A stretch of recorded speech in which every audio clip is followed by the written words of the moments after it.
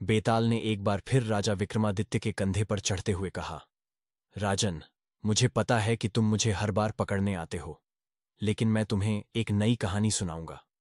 अगर तुमने कहानी का सही जवाब दिया तो मैं फिर से इस पेड़ पर लौट आऊंगा, और अगर तुमने जवाब न दिया तो तुम्हारा सिर टुकड़े टुकड़े हो जाएगा। सुनो ध्यान से। एक बार की बात है, उज्जैन नगर में एक राजा हुआ करता था। उसका नाम पृथ्वीराज था। वह न्यायप्रिय और पराक्रमी राजा था।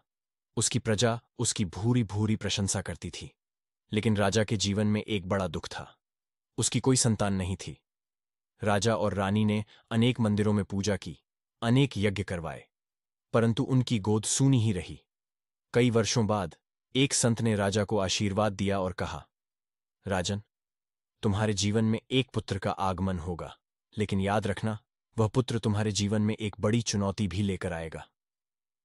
राजा ने उस समय तो इस बात को गंभीरता से नहीं लिया, लेकिन कुछ समय बाद रानी गर्भवती हुई और एक सुंदर पुत्र का जन्म हुआ।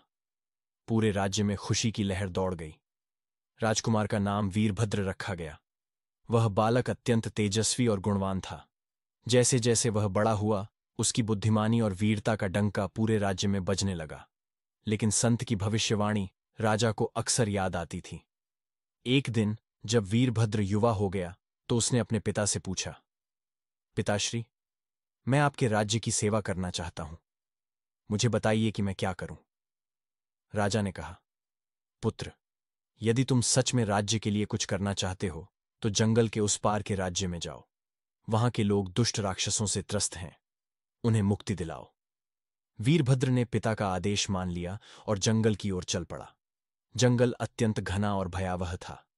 वीरभद्र ने वहां अनेक विचित्र प्राणियों और अजीब घटनाओं का सामना किया, लेकिन उसकी वीरता और चतुराई ने हर बार उसे बचा लिया।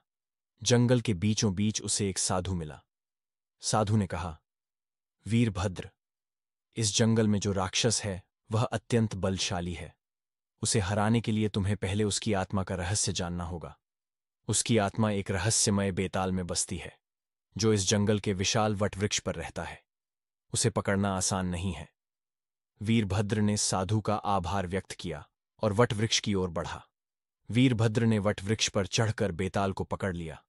बेताल ने कहा, हे वीर युवक, यदि तुम मुझे यहां से ले जाना चाहते हो तो मैं तुम्हें एक कहानी सुनाऊंगा।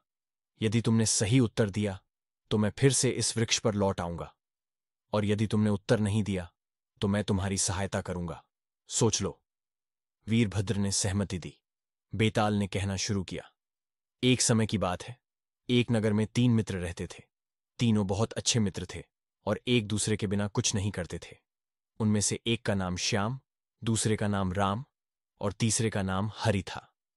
एक दिन उन्होंने निर्णय लिया कि वे जीवन में कुछ बड़ा करेंगे। वे तीनों एक यात्रा पर निकल पड़े। यात्रा के दौरान उन्हें एक गांव मिला जहां के लोग भयंकर अकाल से पीड़ित थे। तीनों मित्रों ने सोचा कि वे इन लोगों की सहायता करेंगे। उन्होंने गांव में रहने का निश्चय किया और अपनी पूरी कोशिश से गांव को पुनर्जीवित किया। लेकिन एक दिन एक विचित्र घटना घटी।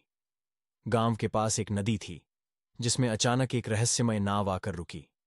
उस नाव में एक सुंदर युवती बैठी थी। तीनों मित्र उस युवती को देखकर मोहित हो गए। युवती ने कहा, मैं एक अभिशप्त राजकुमारी हूं। मुझे केवल वही व्यक्ति बचा सकता है जो निस्वार्थ भाव से मेरा अभिशाप दूर करेगा।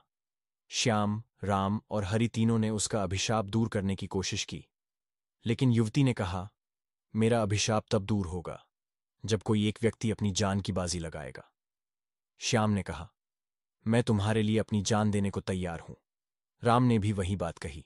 हरि ने कहा, मैं भी यही करूंगा। अब तुम बताओ राजन, बेताल ने पूछा, इन तीनों में से सबसे निस्वार्थ कौन था? राजा विक्रमादित्य ने थोड़ा विचार किया और कहा, बेताल, निस्वार्थता केवल शब्दों में नहीं बल्कि कर्मों में होती है। जो व्यक्ति अपने काम से यह साबित करे कि वह दूसरों की भलाई के लिए अपने प्राण दे सकता है, वही सबसे निस्वार्थ है। जैसे ही राजा ने उत्तर दिया, बेताल हंसते हुए वापस वटवृक्ष पर लौट गया। इस प्रकार विक्रम और बेताल की रोमांचकारी कहानियों का सिलसिला चलता रहा।